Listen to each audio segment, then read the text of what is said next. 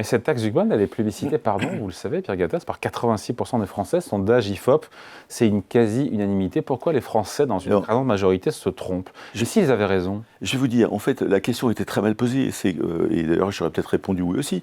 Est-ce que vous pensez que les grandes fortunes, les très grandes fortunes doivent payer 2%? Posé comme ça, c'était ça la question. C'est pas la taxe Zucman. Bon, la plupart des patrons disent oui, ils ont des yachts, des trucs, etc. Alors en fait, si vous voulez, ça a été transformé par le PS et la gauche en taxe Zucman approuvée par 86%, ce qui est une erreur.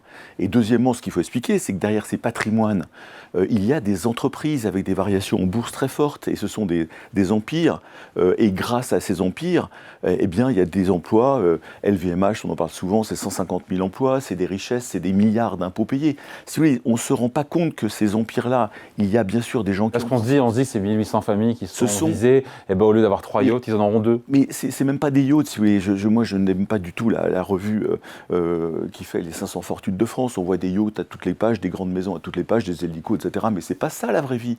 La vraie vie des 1800 personnes, c'est des ETI. C'est très souvent des ETI patrimoniales. Entreprises de taille intermédiaire. Des entreprises de taille intermédiaire. Le type, il a 100 millions de chiffre d'affaires. Il a créé sa boîte il y a 70 ans.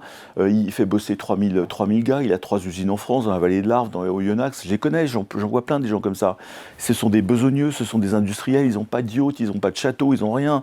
Et ils bossent. Alors, ils se récupèrent un peu de dividendes. Ils font 3% net. Et 3% net de 100 millions, ça fait 3 millions. Et qu'est-ce qu'on va leur dire? Sur ces 3 millions, au lieu de mettre les 2 millions dans l'entreprise tous les ans, parce que c'est ce qu'ils font, c'est souvent une distribution très faible, de 20% des résultats nets en général pour les dividendes, eh bien ils vont être obligés de pousser pour payer ces 2 millions de taxes Zucman. C'est-à-dire que l'argent qui ira en moins mais bien sûr, mais je vous dis 3 millions de résultats nets en dividendes, en résultats nets, où vous récupérez 500 000 de dividendes peut-être pour la famille, etc. Et encore, c'est taxé derrière.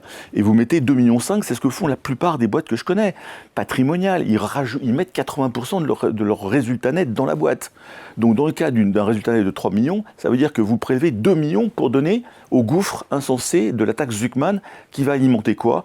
La sphère publique, dont je parle dans ce bouquin, qui est une sphère obèse avec 1 million de fonctionnaires de trop.